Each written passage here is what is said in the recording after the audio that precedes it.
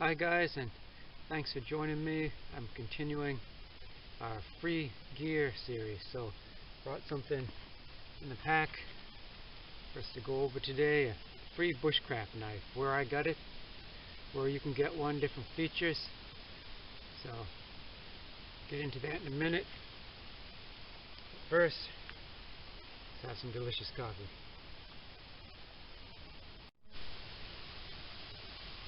So here we are. It's our bushcraft knife, and what is that even, a bushcraft knife?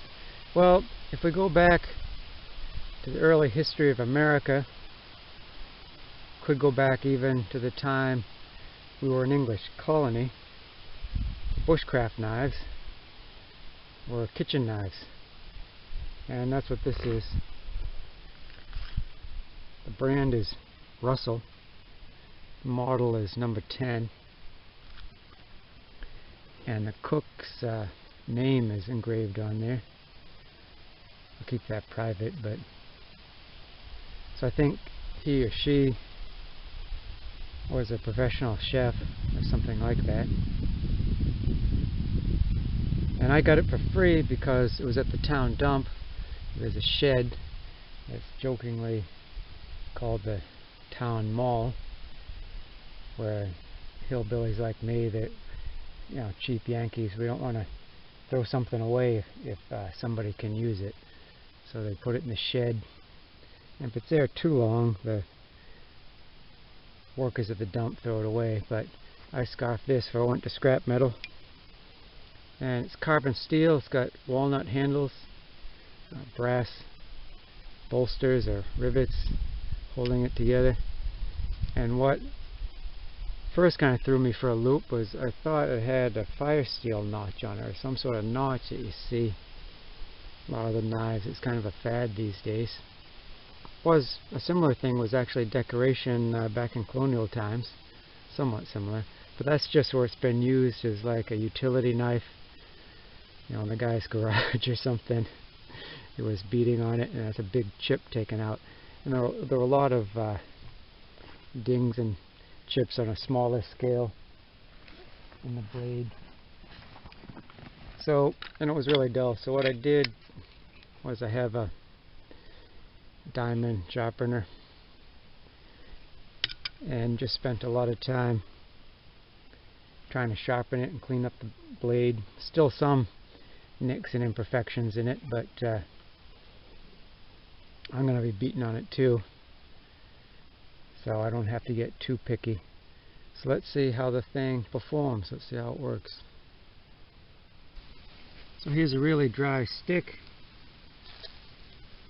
One of the chores I might do around camp is try to get some shavings off of that. That's really hard being dry.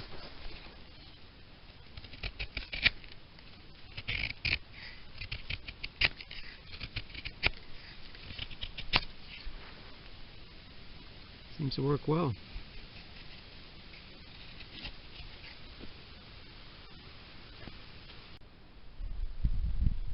The knife didn't come with a sheath.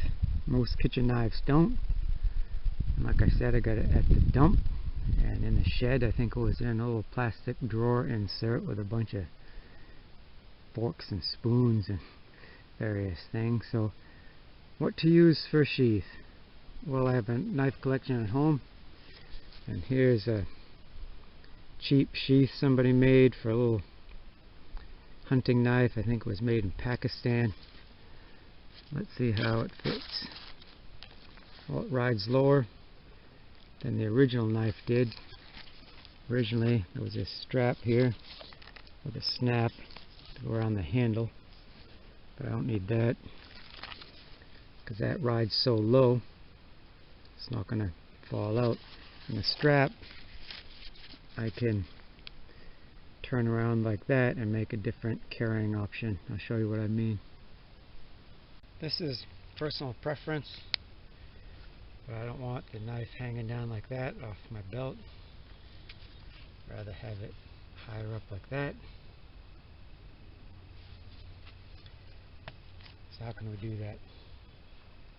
Have some jute twine here.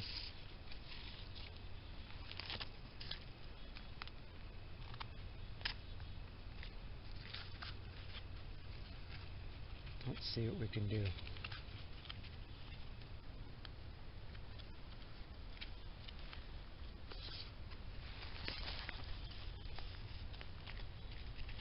Maybe loop that around.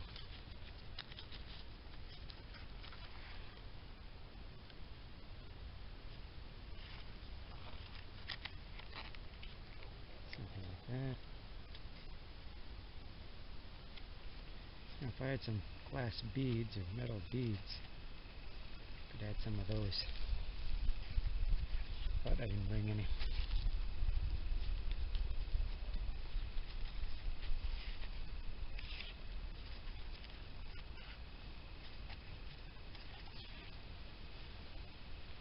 So ridiculously long. How long do I want it to be? Maybe here? But I only cut one. There we are. Excellent. So that's about where I would want it. What do you think? So free.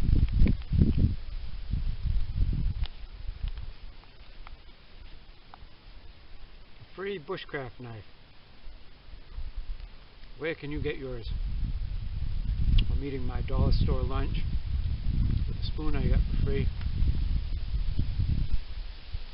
Drinking coffee out of my free coffee mug.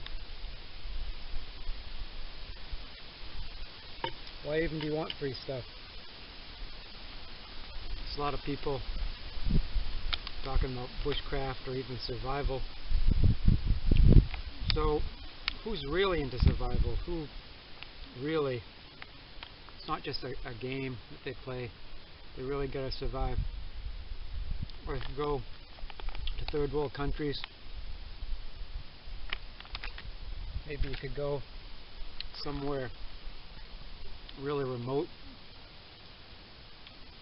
the Amazon rainforest. And do these people have a lot of money? Do they have access to the internet and eBay, and are they buying a knife for $300? Or are they just using a kitchen knife or whatever they have?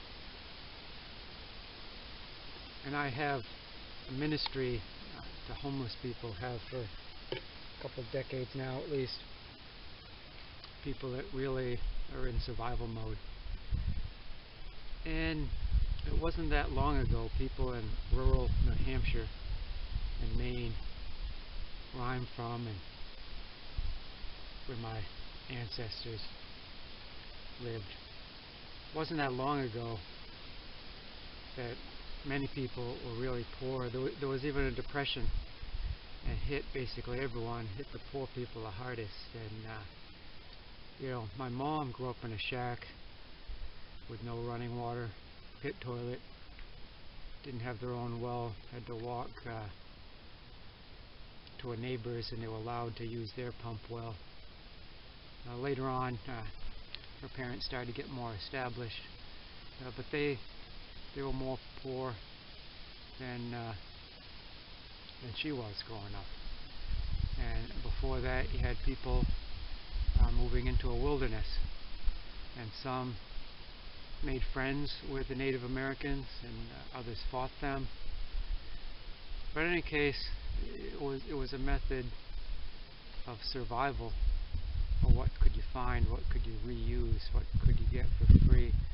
So if hard times ever do come to this nation again, and maybe we're seeing some of that now, it depends on who you're talking about. There's different walks of life, there's different groups of people, and I see more and more people living on the streets, or others setting up tents or shelters in the woods.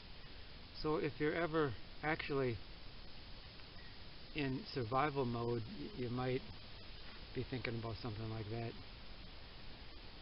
And this is actually carbon steel, and the design, Condor for example, makes something very similar to that, and just that's been used and abused and beat so much. The walnut handle isn't what it was. It's shaped to the person's hand who maybe was close to mine. But in any case, where can you get it? Well, I found that in the dump. It's also dumpster diving. It's a good idea, perhaps. Get the dumpster owner's permission. There's yard sales. I mean, 15 cents is almost free, but there's also yard sale leftovers. And also, one definition of free is that you already have 15 of them in a drawer, some neglected drawer somewhere, so you're looking for a free bushcraft knife, survival knife. There you go. And sometimes there's a disaster or something, a war or whatever there is, and somebody has to leave really quick, and what can you just grab? And so, free survival gear. Well, it's time to start using this thing and thinking in different ways. You know, I'll protect it under my hat, but you know, that's where where your most valuable survival tool lives. It's inside your skull. You think about things. So I hope this has been valuable to you. Thanks for joining me, guys. I'm bringing this to a close. But first, Proverbs 3, verse 5. Trust in the Lord with all thine heart, and lean not unto thine own understanding. In all thy ways acknowledge him, and he shall direct thy paths. God bless you. I'll see you soon.